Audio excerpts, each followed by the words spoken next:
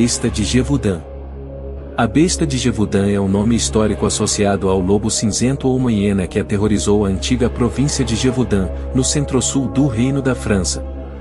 Entre os anos de 1764 e 1767, os habitantes da pequena província francesa de Gévaudan, atualmente parte de Lozère, próximo das montanhas Marguerite, foram aterrorizados por uma horrível criatura lupina que passou a ser conhecida como a Besta de Gévaudan. A criatura foi descrita como um monstro semelhante a um lobo, mas muito maior do que qualquer lobo que já havia vagado pela região, sendo quase do tamanho de uma vaca ou de um burro. Suas patas eram dotadas de garras afiadas, a pelagem era escura como a noite, a cabeça maciça semelhante a um mastim com orelhas pequenas e retas, além de uma boca excepcionalmente grande, repleta de enormes presas. Dizem que ele também tinha um odor insuportável. Mais do que uma aparência medonha, a criatura parecia dotada de uma maldade inerente que a impelia a matar pelo simples prazer de fazê-lo, não apenas para se alimentar ou se defender. O número de vítimas varia de acordo com fonte. De Beaufort, de 1987, estimou 210 ataques, resultando em 113 mortes e 49 feridos. 98 das vítimas mortas foram parcialmente comidas. Atestar a veracidade desses números, é claro, constitui uma tarefa impossível, mas ao certo se sabe que o caso realmente aconteceu e que o número de vítimas foi elevado uma vez que causou comoção em todo o país, vindo a ser conhecido em outras partes da Europa.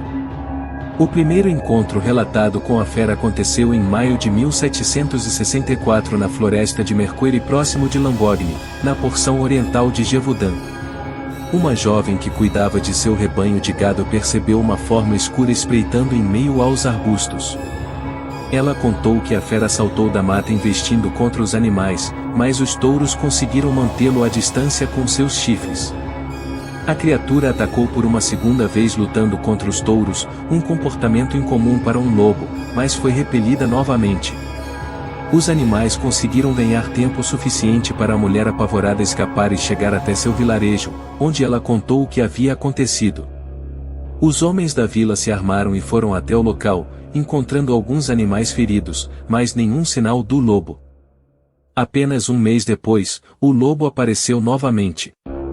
Dessa vez o ataque terminou em tragédia, com a morte de uma menina que não conseguiu escapar da fera. O corpo da criança foi encontrado próximo a um córrego onde ela havia ido encher um cântaro de água. Ela havia sido horrivelmente mutilada e seu coração, segundo as histórias, fora devorado pela fera. Nos meses que se seguiram, a região mergulhou em um clima de apreensão à medida que o enorme lobo negro prosseguia em sua matança, parecendo ter desenvolvido um gosto especial por mulheres, crianças e homens solitários que se embrenhavam na floresta para cuidar de seus animais pastoris. As vítimas que não eram inteiramente devoradas ou desapareciam sem deixar vestígios, eram encontradas com suas cabeças despedaçadas ou completamente removidas de seus corpos, algo que nunca se tinha ouvido falar até então. Em virtude do grande número de ataques e vítimas fatais, alguns começaram a suspeitar que haveria mais de uma fera, um par ou quem sabe até uma alcateia dos temíveis animais. Alguns também diziam ter visto o enorme lobo andando com outros animais menores que ele parecia liderar. Os relatos se multiplicavam e um estranho boato começou a se espalhar, o de que a fera seguia as ordens de um homem misterioso todo vestido de couro preto que apontava às pessoas que a fera deveria matar. Para alguns era um nobre decadente que tornava o assassinato seu esporte, para outros era o próprio diabo. À medida que a besta de Gévaudan continuava a matar sistematicamente, as pessoas começaram a acreditar que por trás das suas ações havia algum componente sobrenatural. Caçadores perdiam o rastro da fera no meio da floresta, armadilhas eram ignoradas, armas pareciam negar fogo e os mateiros não entendiam como um lobo tão grande era capaz de se esquivar de todas as buscas. A habilidade da criatura em sobreviver a todas as tentativas de eliminá-la e o fato dela preferir matar mulheres parecia algo claramente sobrenatural. Os camponeses passaram a acreditar que não estavam enfrentando um simples lobo, mas um loup-garou, um lobisomem. Apesar de todas as providências para aumentar a segurança erguendo cercas e acendendo tochas durante a noite, não havia sinal da fera diminuir a sua sede de sangue. Em outubro de 1764, Dois caçadores encontraram a besta na floresta e atiraram contra ela a uma distância de apenas 10 passos. Eles atingiram a criatura quase a queima-roupa e conseguiram derrubá-la, mas antes que eles pudessem recarregar os mosquetes para uma segunda salva, ele se ergueu e correu para o bosque. Os caçadores juraram ter acertado a fera, mas contaram que as balas não foram capazes de matar a besta imbuída de uma resistência, obviamente diabólica. Uma vez tendo contado o que havia acontecido, organizou-se um grupo de caça que encontrou facilmente os rastros de sangue adentrando o bosque, exatamente no local em que os homens haviam alvejado a criatura. Diante da quantidade de rastros, todos acharam que seria questão de tempo até encontrarem a carcaça da fera em algum ponto da floresta. Os homens entraram na parte mais profunda da mata, onde descobriram vários corpos de vítimas até então desaparecidas, mas nenhum sinal da fera responsável por aquele massacre.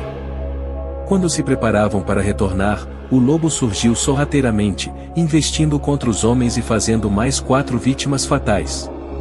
Os sobreviventes contaram que dispararam inúmeras vezes, acertando o alvo, mas cada vez que a besta era baleada, se levantava para atacar novamente. Aterrorizados, os homens fugiram sem olhar para trás. Depois disso, o pânico se instalou de vez na região. As histórias sobre as façanhas da fera se espalharam, carregadas por caçadores, mercadores e viajantes. Logo não havia um caçador na França que não tivesse ouvido falar da maligna besta de Gévaudan. Vários grupos de caçadores se formaram, compostos de vários homens, a pé ou montados, armados com mosquetes potentes, longas lanças de caça e mastins farejadores. O chefe da milícia local, o capitão Duhamel, foi incumbido pelo próprio rei Luís XV, de encontrar e eliminar a ameaça responsável por deixar os camponeses em um estado de tamanho terror, que colocava em risco as colheitas.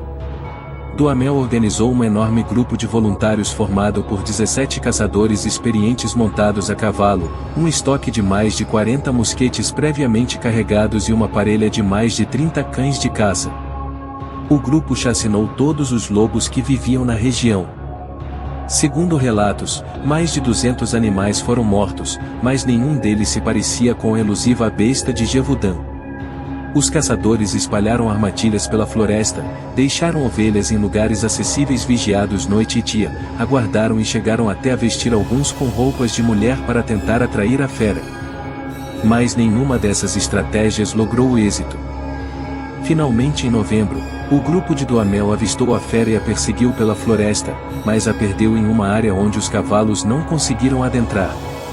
Seguindo a pé, os implacáveis caçadores não se renderam, e depois de encontrar com o enorme lobo em uma clareira, dispararam contra ele, supostamente o alvejando repetidas vezes. Ainda assim, a fera conseguiu escapar para dentro do bosque. O grupo, acreditando que o animal não poderia sobreviver a todos os ferimentos infligidos, retornou a Gévaudan, onde foram recebidos como heróis. Dias se passaram sem nenhuma notícia da fera, até que no final de dezembro, perto do Natal, mais uma mulher desapareceu. O grupo de busca localizou os seus restos terrivelmente mutilados em uma ravina. O pesadelo não havia acabado. A credibilidade do capitão Duhamel caiu por terra e ele foi destituído, depois que um dos seus homens de confiança quase foi linchado por uma multidão furiosa. Em Paris, as notícias foram recebidas com reprovação. Críticos da monarquia diziam que a fera estava fazendo o rei de tolo, e que o monarca não era capaz de cuidar da segurança de seus súditos e se livrar de um simples animal selvagem. Insuflando os rumores, alguns afirmavam que um nobre renegado estava por detrás das mortes, controlando um lobo selvagem. Para outros, o tal nobre seria o próprio lobo demoníaco, no qual se transformava nas noites de lua cheia. Uma recompensa foi prometida para quem matasse a fera e apresentasse o seu corpo. Um emissário real viajou até a região de Gévaudan levando a notícia de que o caçador que eliminasse a fera receberia uma verdadeira fortuna. O rei ordenou que a fera de Gévaudan fosse morta e seus restos expostos em Paris como forma de acalmar a população. O montante oferecido atraiu não apenas caçadores da França, como homens de todas as partes da Europa que convergiram para Gévaudan, ávidos pela glória e pela riqueza. A caçada durou meses, e mais de 100 lobos foram abatidos, mas nenhum deles foi reconhecido como sendo a fera responsável por aquela situação. Os habitantes locais estavam cansados da presença de tantos estrangeiros comendo a sua comida, remexendo os campos e invadindo suas propriedades. Alguns caçadores agiam de má fé, tentando ludibriar as autoridades reais. Um homem chegou a apresentar a carcaça de um animal estranho e incomum, alegando que havia abatido a criatura após uma épica caçada. O mestre de caça reconheceu os restos pelo que eles de fato eram, uma hiena, que aparentemente havia sido trazida do norte da África. Após a morte de 2 crianças, o rei, comovido pela situação, contatou um normando chamado Deneval, que fora guarda-caça de um marquês e que tinha a reputação de ser o maior caçador da França. O monarca depositou no sujeito suas últimas esperanças e prometeu a ele um título de nobreza caso fosse bem-sucedido na perigosa empreitada. Em fevereiro de 1765, Deneval chegou à região de Gévaudan acompanhado de 5 ajudantes de sua inteira confiança, sendo um deles um nativo americano que ele havia encontrado em uma expedição à colônia de Manitoba e que era famoso pelas suas qualidades como rastreador. O grupo contava ainda com um verdadeiro arsenal de 50 mosquetes militares pesados, lanças com mais de 2 metros de comprimento, bestas que disparavam setas de ferro, bombas explosivas de pólvora negra, armadilhas e correntes para capturar ursos e outros equipamentos modernos. Os homens do guarda-caça usavam armaduras negras de couro batido e eram uma visão aterrorizante, em especial o selvagem do Novo Mundo com o cabelo moicano e pintura de guerra. Deneval vestia uma armadura de couro e metal cheia de espinhos, e dizem que ele havia matado uma loba no cio, espalhando seu sangue em todo o traje.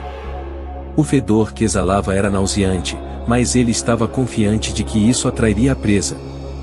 O grupo de Deneval logo ganhou a companhia do jovem Jacques Denis, um rapaz de 16 anos que conhecia como ninguém a floresta e que provou não estar intimidado pela tarefa e nem pela aparência do bando. Jacques explicou que desejava se vingar da fera uma vez que ela havia matado sua irmã mais velha meses antes. O rapaz havia testemunhado o horrível ataque e visto o corpo sem vida da irmã ser arrastado como um boneco para a floresta de onde jamais foi recuperado. O rapaz foi aceito na companhia dos caçadores, que vasculharam cada canto da floresta. O plano de Deneval era forçar a fera para cada vez mais perto de Gévaudan a fim de fazer o abate. Em meados de maio, o plano do guarda-caças teve êxito, mas não da maneira que ele esperava. A fera foi atraída para a cidade, durante as comemorações da Feira da Primavera. Durante seu ousado ataque, a besta matou várias pessoas, incluindo uma jovem de nome Marguerite, que estava enamorada de Jacques Denis. Furiosos, aldeões se armaram com ferramentas, paus, pedras e qualquer coisa que pudessem usar como arma para matar o monstro. Já que um grupo penetrou na floresta seguindo o rastro do lobo, mas acabou caindo em uma armadilha. Os homens acabaram morrendo e se não fosse a chegada providencial de Deneval e seus homens, Jacques também teria sido morto pela fera. Apesar de sobreviver, diz a lenda que os cabelos do rapaz ficaram totalmente brancos e que ele pareceu envelhecer décadas com a experiência. Pouco depois desse ataque, que teria deixado mais de 12 mortos, Deneval desistiu da perseguição. Não há o que fazer, teria escrito ao rei se desculpando. Ele continuou. A fera nos iludiu a entrar na floresta a fim de atacar impunemente o vilarejo. Claramente estamos diante de algo que desafia a razão e que age impelida pelo desejo de matar. Temo que nossa presença aqui apenas a torna mais selvagem e vingativa. Perturbados pela desistência do guarda-caça, a maioria dos caçadores também partiram. Livre para agir impunemente, a fera prosseguiu impiedosa. Ela matou um rapaz de 14 anos e uma mulher que carregava um recém-nascido. Furioso com a carta do guarda-caça, o rei ordenou que Deneval fosse trazido à sua presença, mas ele escapou para outro país desaparecendo da história. Um dos conselheiros de Luís XV indicou um homem para assumir o lugar do guarda-caça. Seu nome era Antoine de Belterne, um renomado taxidermista parisiense que havia caçado todo tipo de presa na Europa e na África. Belterne chegou sem estardalhaço e fez aparentemente pouco no início.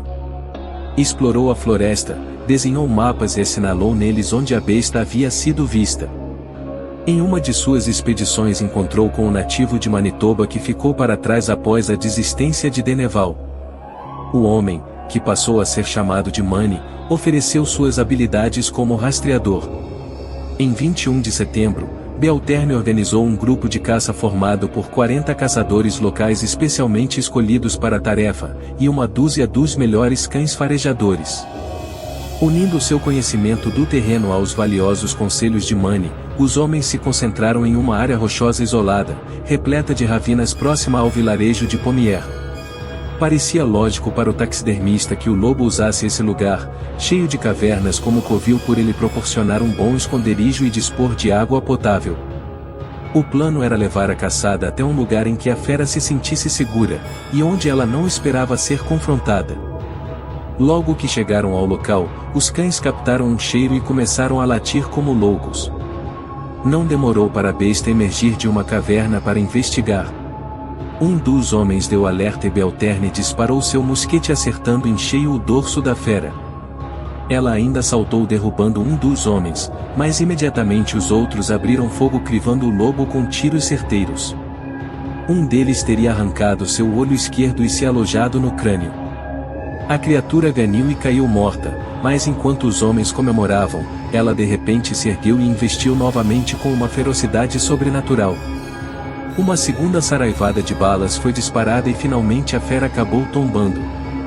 O golpe final foi desferido por Manny. Armado com uma afiada machadinha, o nativo saltou sobre a fera, sua arma descreveu um giro no ar e caiu pesadamente despedaçando o crânio. Aproximando-se cautelosamente os homens se colocaram a golpear a carcaça com baionetas e lanças compridas até reduzi-lo a uma coisa grotesca e sanguinolenta. Os caçadores amarraram o que havia restado da fera em um estrado e o arrastaram até Pommier. Belterne examinou cuidadosamente os restos da fera e concluiu que se tratava de um magnífico lobo medindo um pouco mais do que 1,80 metros e pesando algo em torno de 90 quilos, com uma boca cheia de presas com mais de 1 polegada de comprimento. Belterne tentou preservar a criatura a fim de levá-la até o rei, mas apesar de seus esforços, a carcaça havia recebido muitos danos durante a caçada. Tudo o que ele conseguiu salvar foram as orelhas, os dentes e o rabo, todo o resto foi queimado e enterrado nos arredores do vilarejo. Por mais de 1 ano, as coisas ficaram tranquilas em Gévaudan e a vida foi voltando ao normal. Então em 1767, na primavera, as mortes reiniciaram. 2 crianças haviam desaparecido e o corpo de uma mulher sem a cabeça foi achado em um descampado. Belterne foi chamado para retornar a Gévaudan, mas ele afirmou que aquelas mortes não eram o trabalho de um lobo, e sim de um maníaco. Em 19 de junho do mesmo ano, um nobre local, o Marquês de Upshur organizou a maior companhia já vista para encontrar o rastro do animal. Mais de 300 homens a pé montados vasculharam cada centímetro do bosque. Nada foi encontrado. Na época, um homem misterioso chamado Jean Chastel passava pela região. Ele era um conhecido de Jacques Denis e se ofereceu para exterminar a fera. Ao contrário dos outros, ele não era um caçador experiente, mas um especialista em folclore e superstições. Chastel afirmava que o responsável pela nova onda de mortes não era um simples lobo, mas uma besta sanguinária aprisionada no corpo de um homem. A luz fazia com que a fera no interior do culpado viesse à tona com um incontrolável desejo de matar. O espírito do lobo de Gévaudan havia contaminado esse homem, o transformando em um assassino. Ele era um loup-garou. O especialista conseguiu convencer as pessoas de Gévaudan a doar objetos de prata e quando tinha o suficiente mandou derreter tudo a fim de produzir projéteis que foram abençoadas pelo pároco local. O plano de Chastel era atrair o lobisomem para os limites do bosque. Ele preparou o lugar cuidadosamente e acompanhado de Denis recitou uma série de orações. Na alta madrugada, os dois perceberam movimento na mata e ficaram alerta. De repente uma besta em forma de lobo irrompeu da floresta e avançou na direção dos dois. Chastel disparou com suas pistolas e os projéteis de prata pura vararam o corpo da besta que caiu fulminada. Assim como a fera morta por Antônio de Belterne, essa criatura era um enorme lobo, consideravelmente maior do que os outros que habitavam a floresta. O monstro foi estripado, e dentro dele encontrou-se os restos de uma criança, que havia desaparecido na véspera. A besta foi embalsamada e levada de cidade em cidade para que as pessoas pudessem vê-la, em troca de uma pequena contribuição, é claro. Infelizmente para a ciência moderna, os métodos de preservação da época não eram bons o bastante, e o que restou da fera acabou chegando até Paris em um estado deplorável. O fedor incomodou o rei de tal forma que ele ordenou que os restos fossem levados de sua presença imediatamente. Há informações contraditórias a respeito do que aconteceu com a besta então. Para alguns, ela foi queimada e suas cinzas espalhadas ao vento, apesar dos protestos de Chastel. Outros dizem que a carcaça chegou a ser levada até o genial taxidermista Belterne, que restaurou a fera e a vendeu para um nobre colecionador. Seja como for, os restos da lendária besta de Gévaudan jamais foram recuperados, causando mais de 2 séculos de controvérsia a respeito de sua real identidade. Em 1960, após estudar a transcrição de Antoine de Belterne a respeito do processo de dissecção da fera por ele abatida, uma comissão de zoólogos concluiu que o animal descrito era realmente um lobo. Franz Julien, taxidermista do Museu Nacional de História Natural de Paris, encontrou amostras dos dentes da besta de Gévaudan guardadas no arquivo do museu e as submeteu a testes, concluindo que se tratavam realmente de presas de um lobo de grande porte. Em 1979, restos de um animal empalhado foram encontrados guardados no depósito do museu em uma caixa. Segundo boatos, seriam os restos do espécime que Jean Chastel abateu com suas balas de prata. O animal foi aparentemente identificado como uma hiena nativa do norte da África, Oriente Médio, Paquistão e oeste da Índia. Seria a besta de Gévaudan uma enorme hiena e não um lobo? A ideia foi contemplada entre outros pelo novelista Henri Poulhat e pelo naturalista Gérard Menatorvre, que propuseram a hipótese de uma hiena ter sido trazida por negociantes de animais e uma vez recusada em um zoológico, libertada na floresta. Há ainda outra hipótese que coloca em xeque a credibilidade de Jean Chastel. Segundo rumores, o pai de Chastel possuía uma hiena mantida em cativeiro. Alguns pesquisadores acreditam na possibilidade de Jean Chastel ter inventado a história a respeito do loup-garou e usado a hiena em cativeiro de seu pai para se autopromover. Isso levanta a questão a respeito de quem seria então o responsável pelas mortes após Belterne ter eliminado o grande lobo. Para alguns, Chastel ou alguém muito próximo a ele teria deliberadamente assassinado inocentes para criar a impressão de que a besta ainda vagava por Gévaudan fazendo vítimas. Para muitos, o misterioso Chastel era um homem de moral dúbia, ganancioso e ávido por riquezas. Uma das razões pelas quais o rei Luís XV se negou a recebê-lo foi justamente por ele ter tentado vender ao monarca, por um preço exorbitante, os restos da fera abatida. Chastel morreu em relativa obscuridade, mas não é totalmente surpreendente que alguns afirmem que ele teria se tornado um algoz da nobreza, e que desempenhou o papel de perseguir nobres após a Revolução. É claro, tudo isso é mera especulação, uma vez que não há como determinar historicamente se houve mais de uma besta de Gévaudan. O que se sabe é que o sentimento de terror que tomou conta da região entre 1764 e 1767 foi muito bem documentado na época. A população de lobos também foi drasticamente reduzida, chegando praticamente à extinção por conta das caçadas empreendidas naqueles 3 anos. O que levou um lobo a emergir da floresta, para matar indiscriminadamente os habitantes de uma pequena província na França continua sendo um mistério. Mais um marco de pedra foi construído no local, lembrando a todos daqueles dias de medo. Gostou da história? Dê um like no vídeo para dar uma força ao nosso canal.